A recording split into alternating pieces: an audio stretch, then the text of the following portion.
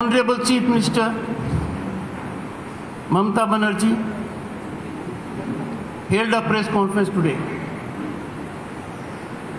In the press conference, she has made some allegations of very severe nature in public domain.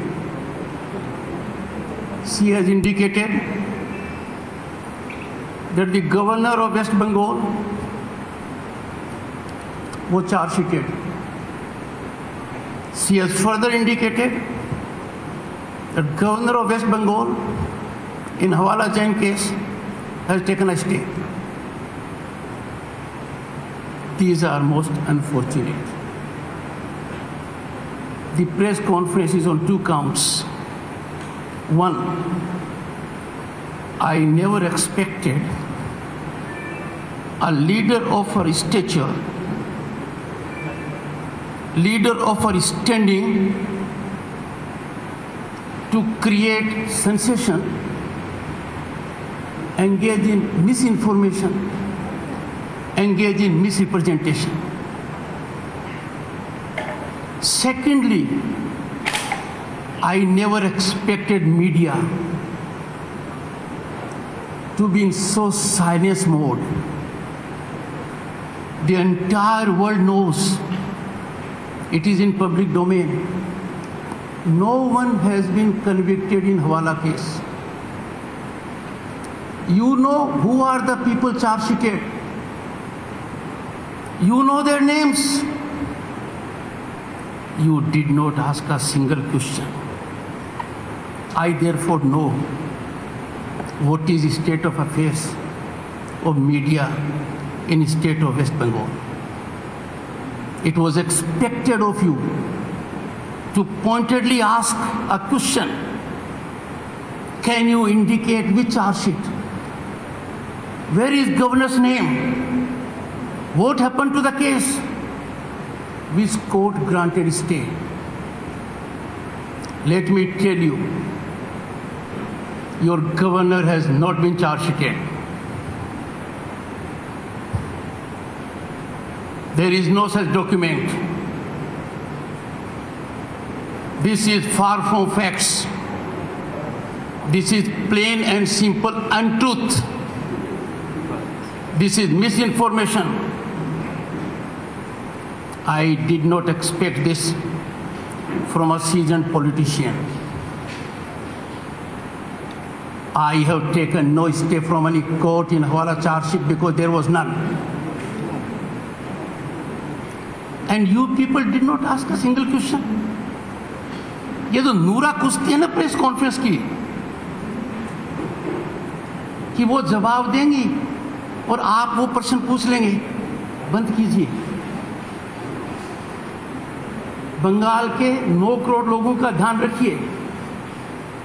नूरा कुश्ती जानते हो ना आप क्या होती है? मिली भगत की कुश्ती. बंद कीजिए. ये घटना चालू क्यों हुई ये बताता हूं. मैं नॉर्थ बंगाल से आया. आते ही मुझे वो एड्रेस का ड्राफ्ट मिला जो 2 जुलाई को 2 बजे मुझे विधानसभा में पढ़ना है. उस एड्रेस का मैंने अध्ययन किया और अध्ययन करने के पश्चात मुझे लगा कि इसमें कुछ बातें ऐसी कही गई हैं जो सामान्य आदमी के गले नहीं उतर सकती. ऐसी परिस्थिति में संवैधानिक कर्तव्य निभाते हुए मैंने माननीय मुख्यमंत्री को एक पत्र लिखा और पत्र में मैंने मुख्यमंत्री जी का ध्यान आकर्षित किया कि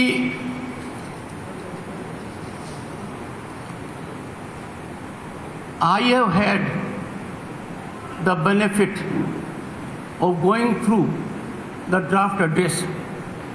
As regards certain issues, therein I would appreciate deliberation with you.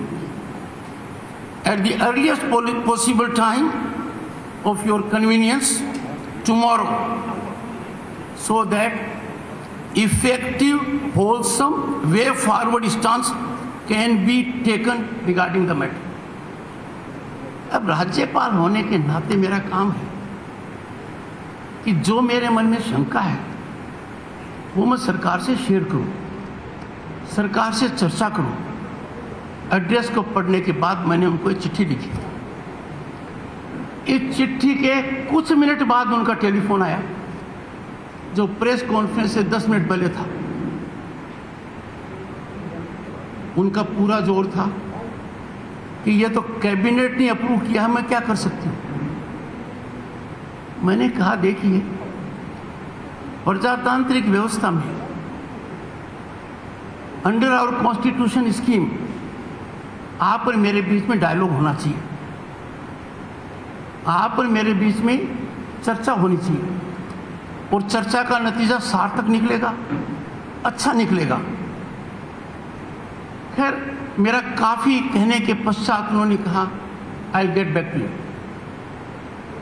पर जो मैंने इसमें लिखा है वो एक कारण है। दूसरी बात, मैं नॉर्थ बंगाल गया। नॉर्थ बंगाल जाने के पश्चात जो लोगों ने मुझे बताया, पब्लिक रिप्रेजेंटेटिव्स ने मुझे बताया, एनजीओज ने बताया, ऑर्गेनाइजेशंस ने बताया, तो एक ऐसी स्थिति का वर्णन किया जो कल्पना से बाहर थी। पहला, 2012 के पश्चात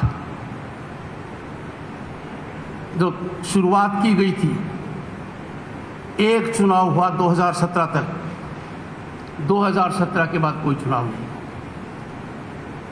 imagine, in the entire GT area democracy has been stifled, democratic aspirations have been decimated, there are no elections। और जो और लोकल बॉडीज हो सकती थी उनके चुनाव तो लंबे समय तक नहीं। GTA was reduced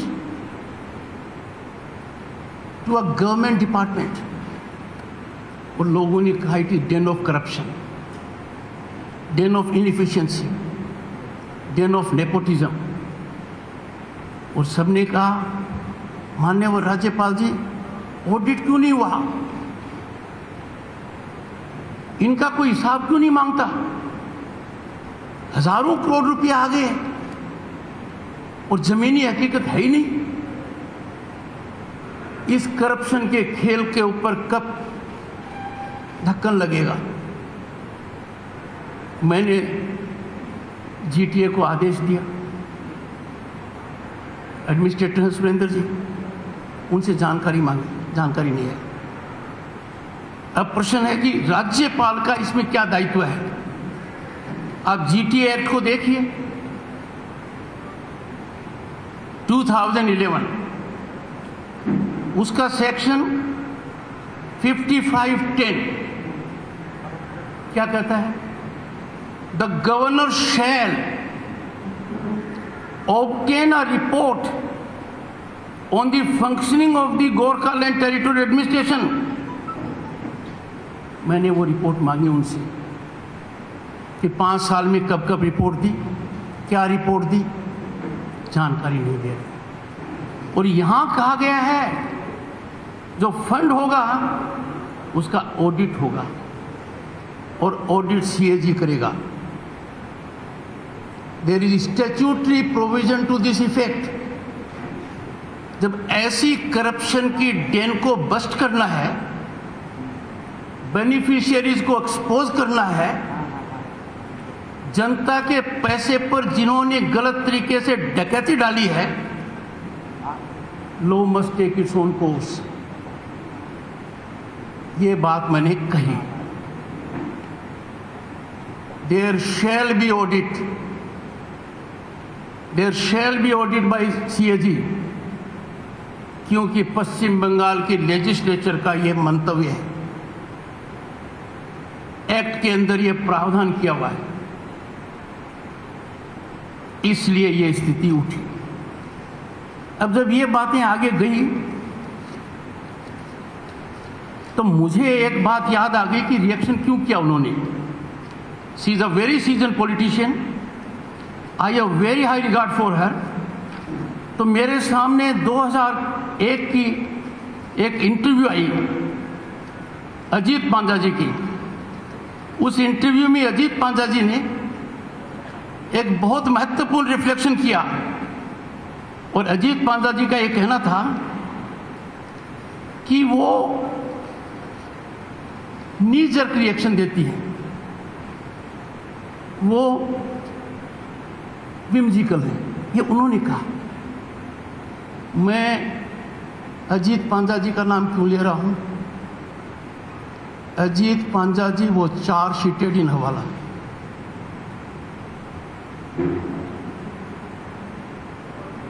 वो चार्ज शीटेड